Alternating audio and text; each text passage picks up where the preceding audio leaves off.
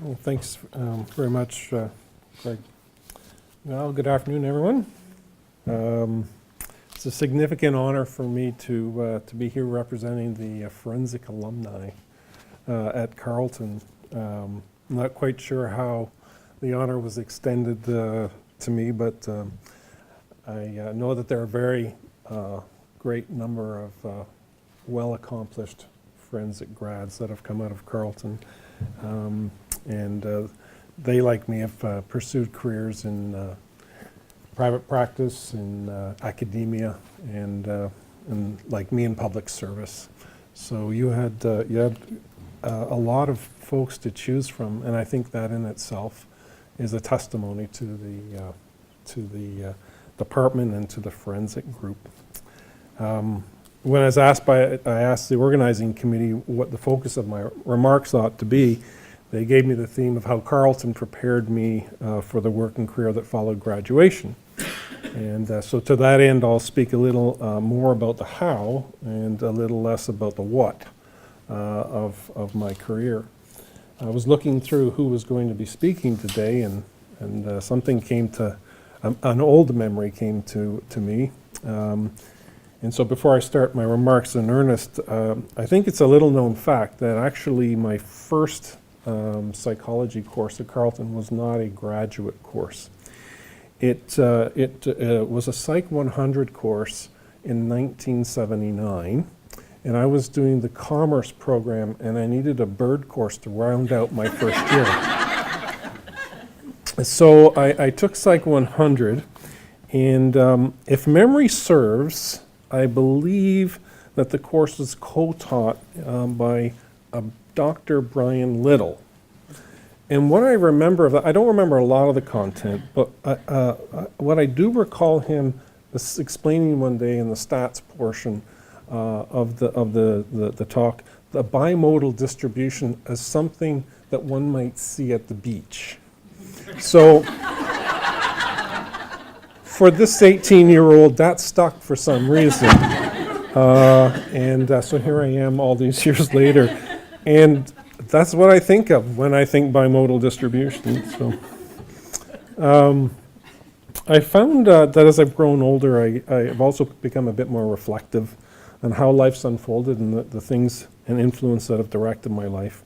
So as I was preparing for today, I realized that there were some themes that were evident in my career that were actually very similar to those themes that influenced my father's life and ministry. My dad's now over 80. And he's in long-term care and suffering as too many do from Alzheimer's disease. Fred Mills spent nearly 50 years of his life within the Salvation Army, and during that time I noticed many things, but there were three constants: people, passion, and application. People were the focus of his ministry, and were also the support to him in his ministry. He approached everything with an underlying passion.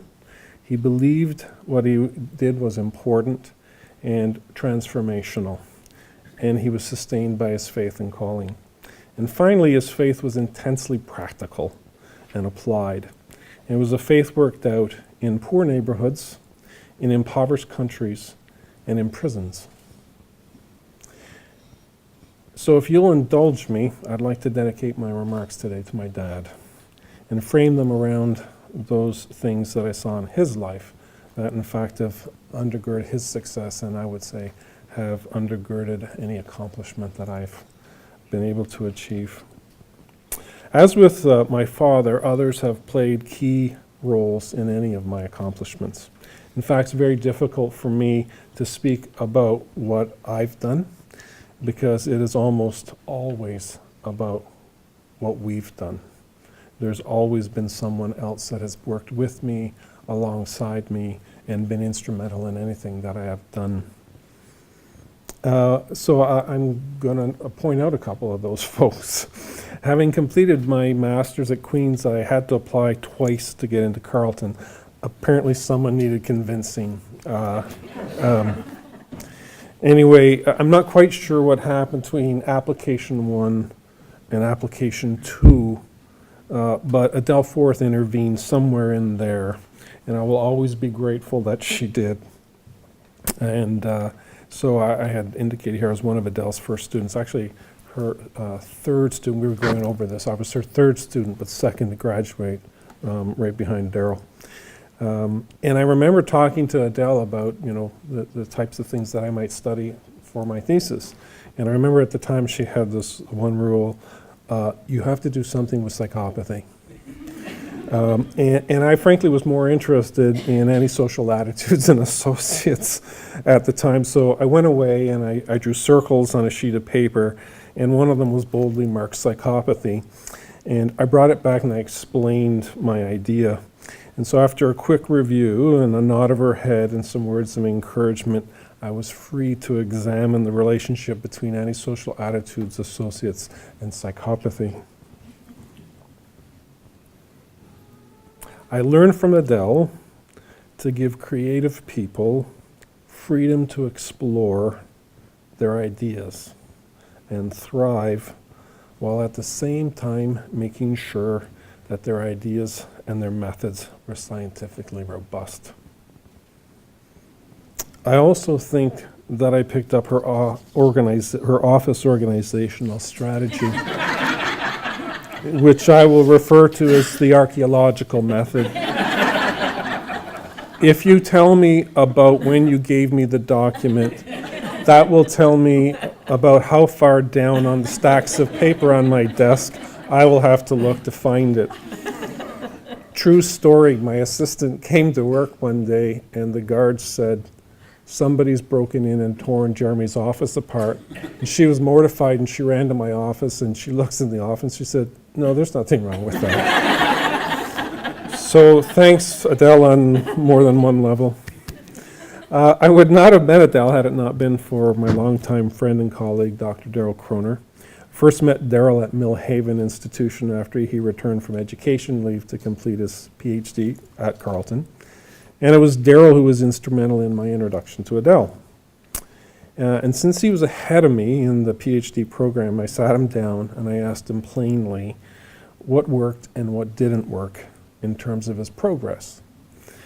I kept good notes, and I completed the degree in about 4 years while working full-time. Those were early days, and I didn't know then that we were to become very good friends and colleagues. And it has been his mentorship and his enthusiasm for research and his ongoing support that has enabled me to complete my degree and also to propel me in what has become a lifetime of learning. I learned from Daryl that to seek understanding is to seek truth, and that is a noble thing. I also learned from him, by observation I want to add, that it is not wisdom to call home from a conference and describe in some detail the socializing and fine dining experience you just had when your wife is at home with 3 kids under 10. Speaking of 3 kids under 10, how's that for a segue? I cannot make any claim to any accomplishment during my years at Carleton or since without acknowledging the ongoing support of my wife Abby and our 4 children. Our 3rd child, Nathan, was born during my years at Carleton, and our 4th child, Julia, was born 7 days before my thesis defense. A little footnote here to the students that are listening. This is not a recommended strategy for completing your PhD. Stay in school. And another little footnote, if you want to wig out your thesis committee, I went into my PhD defense and I said, I have to make a significant, this is the day of, I have to make a significant change to my thesis. And the expression on their faces. And I said, in the acknowledgement section, I said, I have a daughter now named Julia. And the temperature just went, phew, out in the room. I think it's pretty clear that I had a lot of help along the way. And there were many people who provided encouragement and support that I needed to get those 3 little letters. Others have played a significant role in all of my accomplishments. And many of them are here today. And many continue to support the work that I'm doing, and I remain grateful. Thank you. I'm also very aware that other graduates would eagerly point to other faculty and other colleagues here at Carleton who would have offered them the very same encouragement and the very same support that I've received. It's just I have this guilty indulgence of being able to say who helped me. When my last graduate student asked me, last is in the last one that I graduated, I have a graduate student. The last graduate student asked me to inscribe a copy of the risk assessment book that I co-authored. He brought a copy of the book to me and it sat on my desk for several days. And he thought I forgot. And I actually didn't forget, I was thinking, because I wanted to write something that mattered. And this is what I wrote. Degrees, books, and papers are exceeded by the friendships that you make along the way. I meant it then, and I still do today. In some ways, it's difficult to disentangle the influence of the people around you from the internal passion that you have, often because it's the people that help feed the passion. Certainly, my years at Carleton provided me with the training that supported the passion I have for knowledge and research. It was at Carleton where I learned that a new, clean data set is really like a drug to me. My pupils dilate, I become oblivious to all other stimuli, and I swirl into a vortex of zeros, ones, and twos. It's a rush. The advent of SPSS for desktop computers fueled the addiction to crazy limits, and I can still sit for hours banging the data into submission, one mouse click at a time. It was during my Carleton years that I learned that passion for research can sometimes get the better of you. Our enthusiasm began to stretch the bounds of rationality as the psychometric test battery that we used for risk assessment grew larger and larger to where it was taking the better part of 2 days for offenders to complete the self-report portion alone. I'm still not sure if it was common sense or the clerical staff that reined us in. It was during those early years that Daryl and I put in full days doing our clinical jobs, being the good civil servants that we were. I understand that my remarks are being recorded. And so then after that, we would spend countless hours with data entry, analysis, reading, writing, and attending every conference we could afford. My clinical skills were not as finely honed then as they are today, but I nonetheless picked up on a clue that perhaps maybe, just maybe, our passion for research was getting the best of us. Daryl came to work one day and suggested we might want to dial it back a little bit, as his wife Jennifer asked him when he and I were planning on picking out a China pattern together.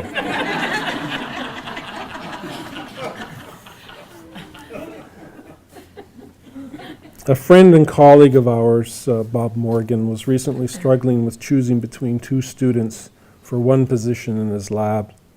He outlined each student's qualifications and said he was having a hard time choosing. Almost at the same time, Daryl and I asked him, which student showed the most passion? Passion matters.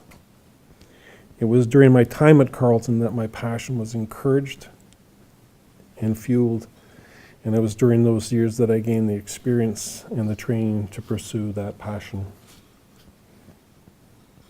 A constant theme of my research and career has been the application of psychology to correctional and forensic practice. This process has also been referred to as the knowledge translation. The desire to translate what I had learned has led to the development and peer review of 5 instruments covering domains as diverse as attitudes and associates, depression and suicide, attributions, risk assessment, transition, and to the development of an intervention program for intervening with offenders who suffer from mental illness.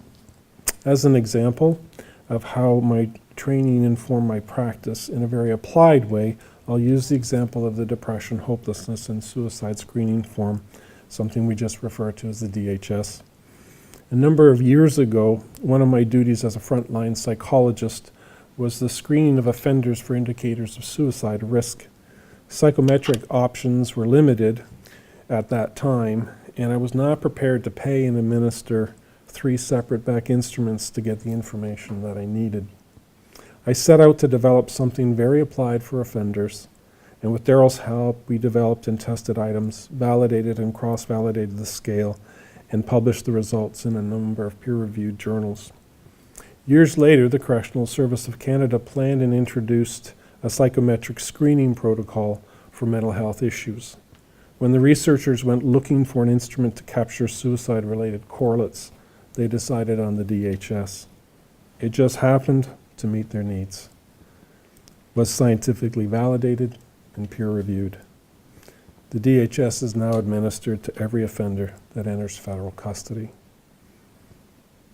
I've always believed that knowledge translation is the key to making my education relevant. It was the well-known psychologist Kirk Lewin who said, "There's nothing more practical than a good theory." And it is a little-known psychologist responding from the inside of a prison who said, "There is little more frustrating than a good theory that can't be applied." My time at Carleton offered me an opportunity to gain the skills that I needed to apply psychology in the sometimes gritty context of corrections, to keep offenders safe, to help them to recover and rehabilitate, and to protect society. All this done with a passion to leave things better than I found them, and done with friends that I met along the way. Thank you very much for the invitation and the wonderful opportunity to reminisce.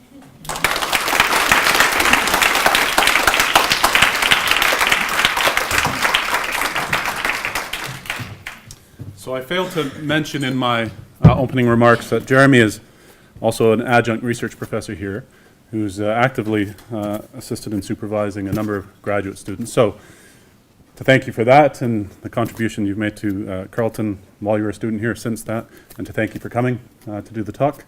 There's a little gift here to thank you for all of that. So thanks very much. Appreciate it.